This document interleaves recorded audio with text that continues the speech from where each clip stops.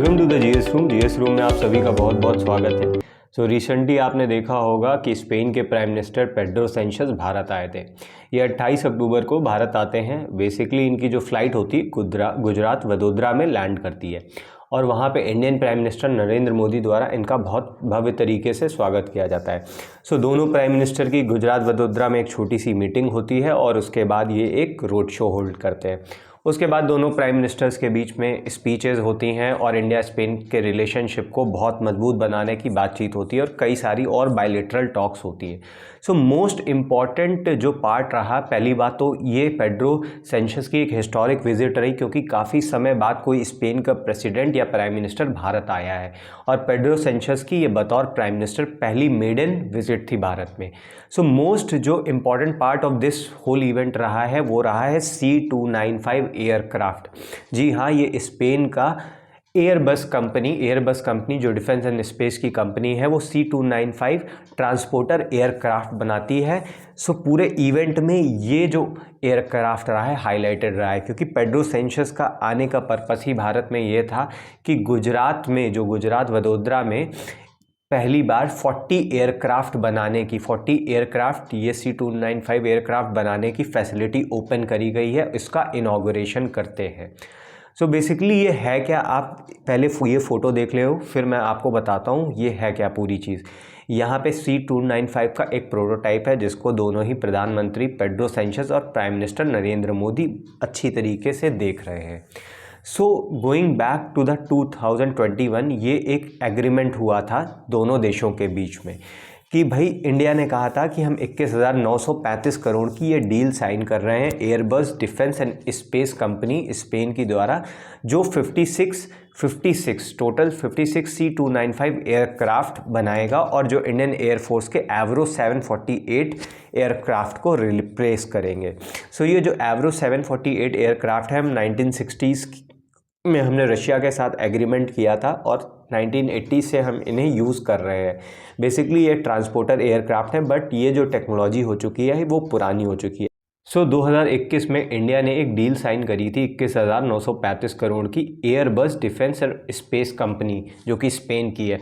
उससे कहा था भाई हम आपसे 56 total C295 aircraft Indian air force लेगी।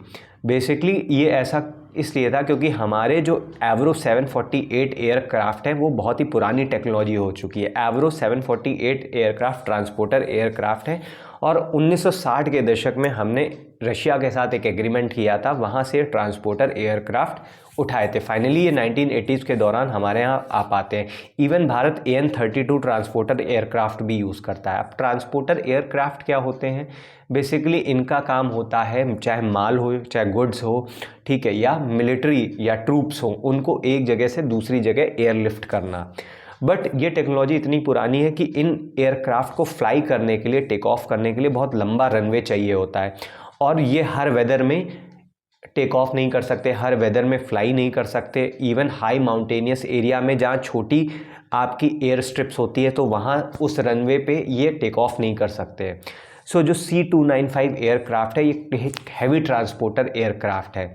अब ये लगभग आप देखोगे 5 से 10 टन का वज़न उठा सकता है और मैक्सिमम स्पीड इसकी 480 किलोमीटर पर आवर है।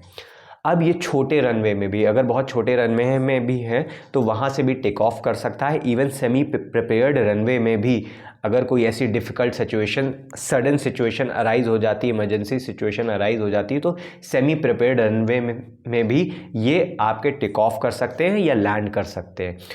That is why this deal was important क्योंकि इंडिया को अब नई टेक्नोलॉजी के एयरक्राफ्ट चाहिए तो भारत ने स्पेन के साथ ये एग्रीमेंट साइन किया है। अब देखो स्पेन के साथ क्यों साइन किया है, ऐसी टेक्नोलॉजी तो यूएस के पास भी है, देन हमारे रशिया है, मेजर डिफेंस पार्टनर हो गया, यूएस हो गया, इन सब से भी हम ले सकते थे ना। बट रीज़न बिंग स्पेन, ठीक है, स्पेन इस टाइप का एयरक्राफ्ट है, one of the best aircraft produce करता है। मतलब स्पेन जैसा, इस कैटेगरी में कोई भी स्पेन जैसा ऐसा एयरक्राफ्ट प्रोड्यूस नहीं करता है, इसीलिए हमने स्पेन के साथ ये एग्रीमेंट साइन किया है। अब इस एग्रीमेंट में बेसिकली था क्या कि देखो भाई हमें टोटल 56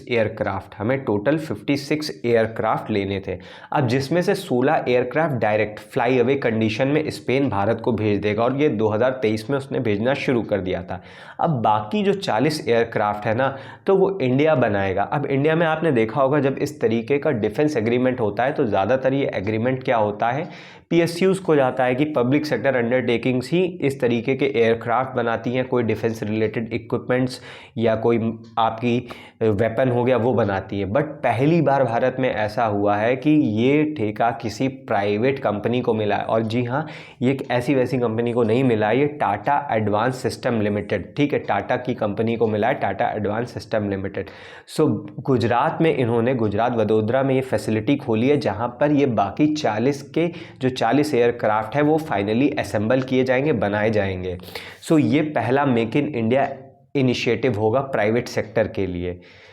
अब ये जो फैसिलिटी है 2026 के आसपास से आपको स्टार्ट होती दिख जाएगी।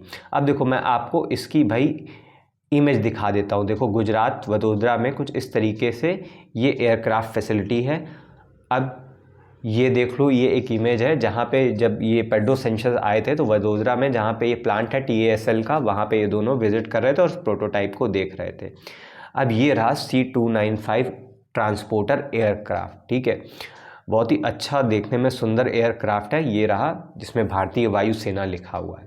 अब देखो अच्छी बात ये है ना कि इसमें जो इक्विपमेंट्स लगेंगे, जो TSL इन 40 एयरक्राफ्ट को प्रिपेयर कर रहा है, तो इसमें जो इक्विपमेंट्स लग रहे हैं वो इक्विपमेंट्स आपके हैदराबाद में Bharat electronics limited, Bharat dynamics limited वो इलेक्ट्रॉनिक्स इक्विपमेंट्स को बना रहा है। यानी 95% इलेक्ट्रॉनिक इक्विपमेंट्स इन जो जहाज़ों में लगेंगे वो भारत इलेक्ट्रॉनिक्स लिमिटेड या भारत डायनेमिक्स लिमिटेड बनाएगा। सो 95% of the aircraft is made in India with in the next few years.